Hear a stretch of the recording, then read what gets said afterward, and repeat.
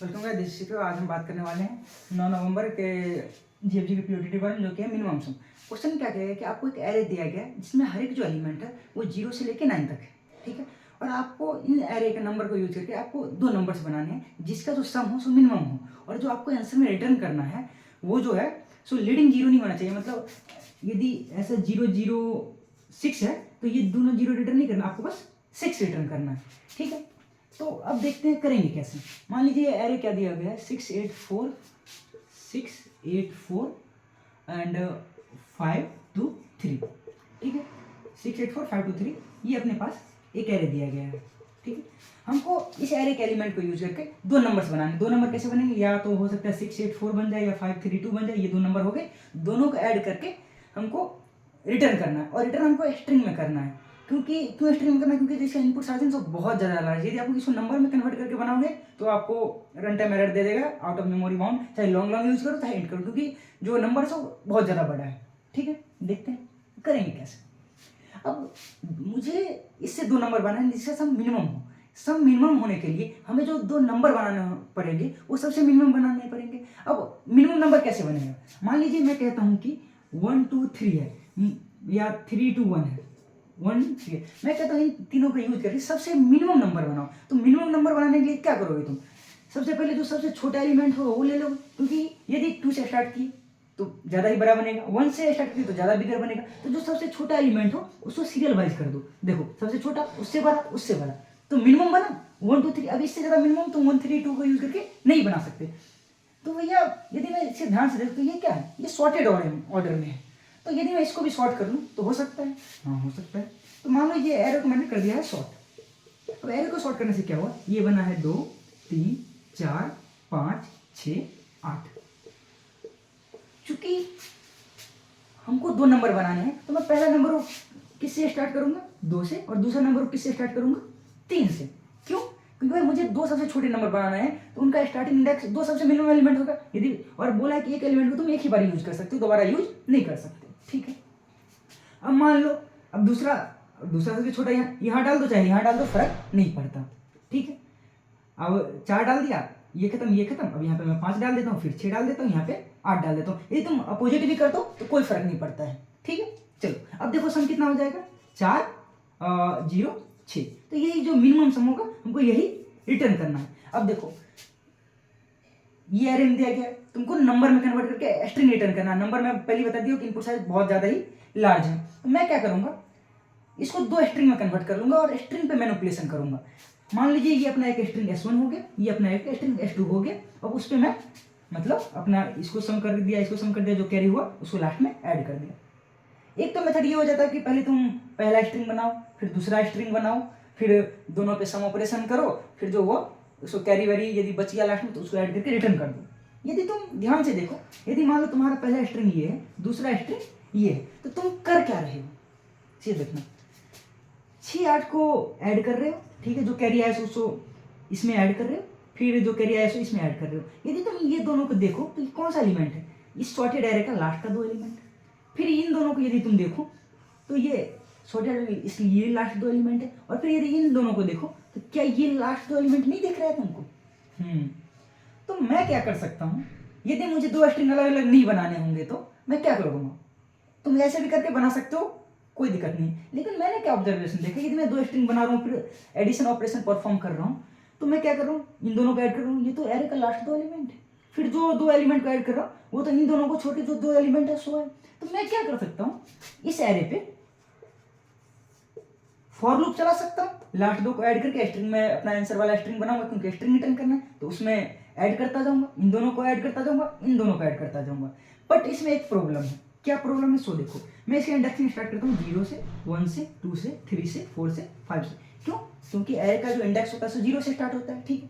मैंने यहाँ से ऐड करना स्टार्ट किया, मैंने इन दोनों को ऐड किया, ठीक है। मैं इन दोनों को ऐड किया, ठीक है। मैं इन दोनों को ऐड किया, हर एक टाइम मैं 2 माइनस करूंगा। क्यों? क्योंकि ये दोनों मैं यहाँ पे रहूंगा तो इसको ऐड कर लूंगा इसके साथ, फिर यहाँ पे रहूंगा तो इसको ऐड कर लूंगा इसके साथ, फिर यहाँ पे रहूंगा तो इसको ऐड कर लूंगा इसके साथ। तो मैं i माइनस इक्वल टू 2 करता चलूंगा, ठीक है भाई। बट इसमें दिक्कत क्या है, कंडीशन कहाँ पे टर्मिनेट करेगा? तुम कहोगे क्या i जब तक ग्रेटर देन इक्वल टू 0 है तब ठीक है। लेकिन यदि ऑड केस हो जाए, मान लो ऐसा हो जाए 2 3 4 5 6। अब इसमें क्या होगा, मान लो तुम यहाँ पे हो तो इन दोनों को ले लिए, यहाँ पे हो तो इन दोनों को ले लिए, ठीक है। लेकिन जब यहाँ पे हो तो तुम कहते हो किसी बाजू वाला को ऐड करो, इसके बाजू में तो कोई इंडेक्स ही नहीं है, तो मैं भी तुमको एरर दे दे, ठीक है। तो इस कंडीशन को हैंडल करने के लिए मैं क्या करूंगा, इवन है तब तो ठीक है, लेकिन ऑड वाले केस में तो ये फंस रहा है भाई, यहाँ पे तो कुछ है नहीं और तुम कह रहे हो इसको ऐड कर दो। तो मैं क्या करूंगा, जो फॉर लूप चलाऊंगा वो I is greater than equal to 1 चलाऊंगा। और ये जो जीरो वाला केस बच गया, देखो इवन केस होगा तब तो वो 1 पे आएगा, तो ये हैंडल हो जाएगा। लेकिन यदि ऑड वाले केस में ये जीरो दिक्कत दे रहा है, तो मैं क्या करूंगा, इस जीरो वाले केस को इस फॉर लूप के बाहर हैंडल कर लूंगा, और जो कैरी बचेगा उसको भी हैंडल कर लूंगा, ठीक है।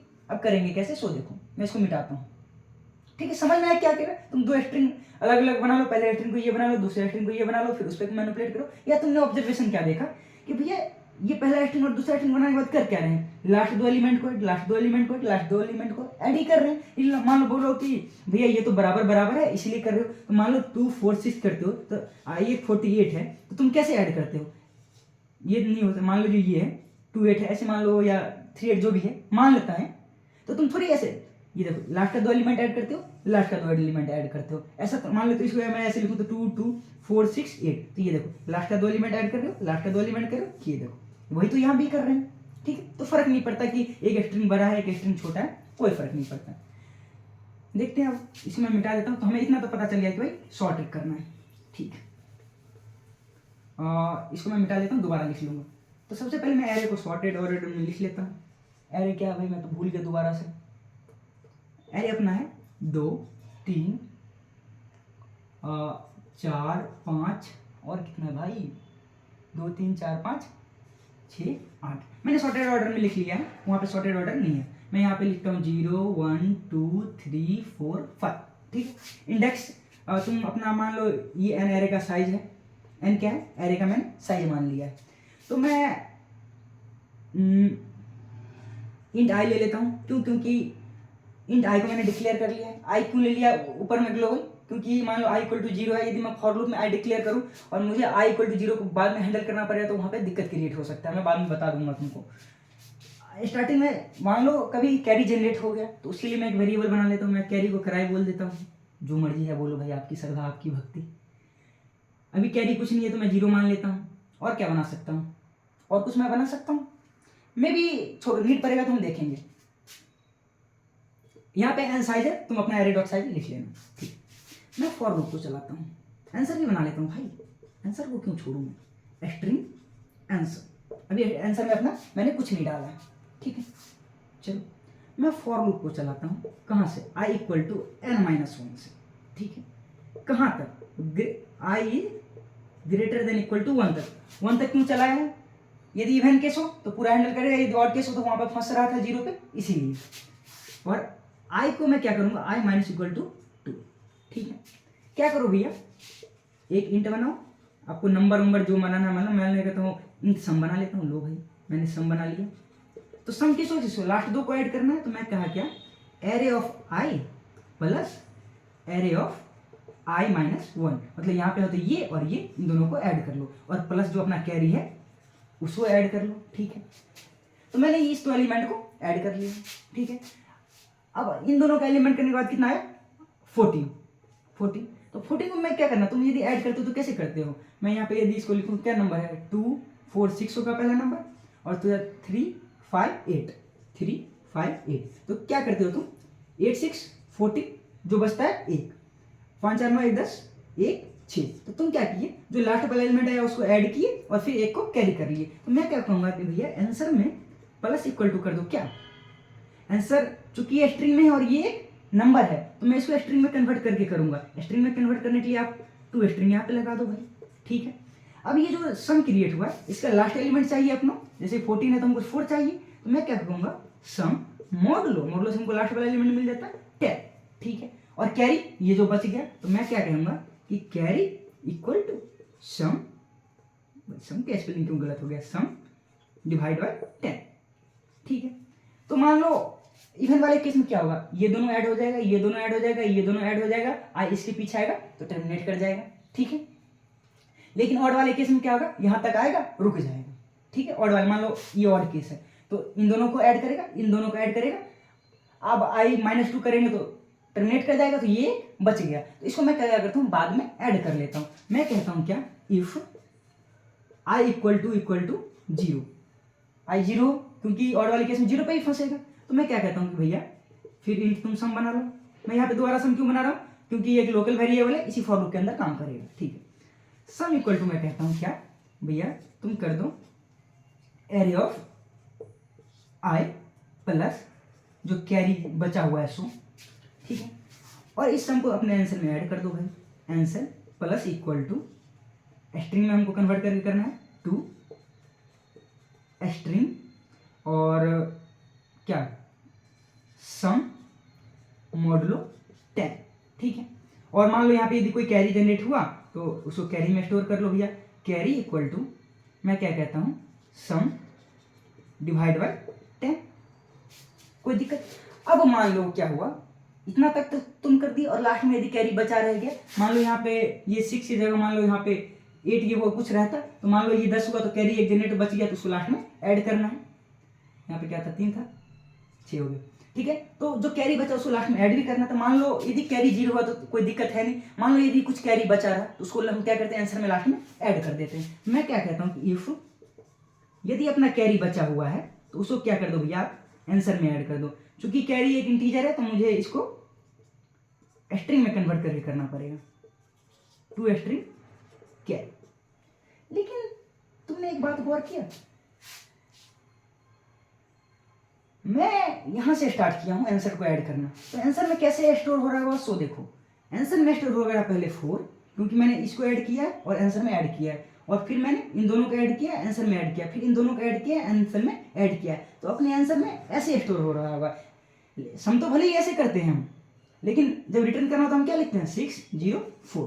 तो आंसर में तो ऐसे स्टोर हो रहा, लेकिन हमको कैसे रिटर्न करना, इसको रिवर्स करके। लेकिन मान लो क्या हुआ, हमको बोलता है लीडिंग 0 नहीं होना चाहिए। मान लो यहाँ पे 0 0 होता है और इसको रिवर्स करते तो क्या हो जाता है, 0 0 6 0 4। मुझे ये लीडिंग 0 नहीं चाहिए। मान लो यदि होता तो मैं क्या करूँगा भैया, यहाँ पे यदि देखो, यदि बैक में 0 है तो इसको हटा दो। क्यों, क्योंकि यदि रिवर्स करेंगे तो ये स्टार्टिंग में आ जाएगा। तो मैं क्या कहता हूँ कि वाई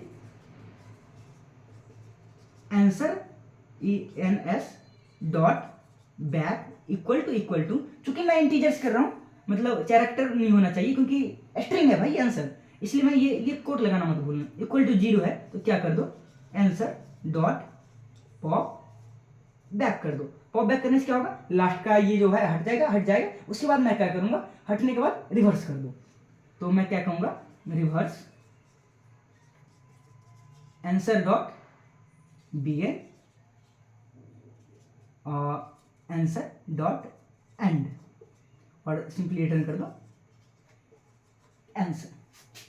बस यही सिंपल सा क्वेश्चन था। यदि मैं टाइम कॉम्प्लेक्सिटी की बात करूं, यदि मैं तुमसे कहूं कि टाइम कॉम्प्लेक्सिटी क्या हो सकता है, तो ओ ऑफ एन लॉग एन क्या, क्योंकि अरे हाँ, ये एरे सॉर्टेड नहीं है तो यहाँ पे सॉर्ट भी हमको करना पड़ेगा।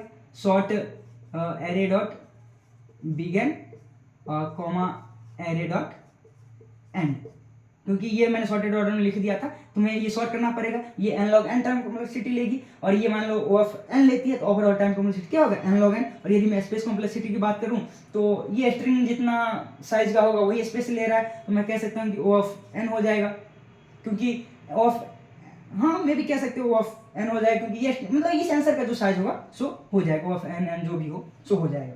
ठीक है, तो ये था, थैंक्स यू।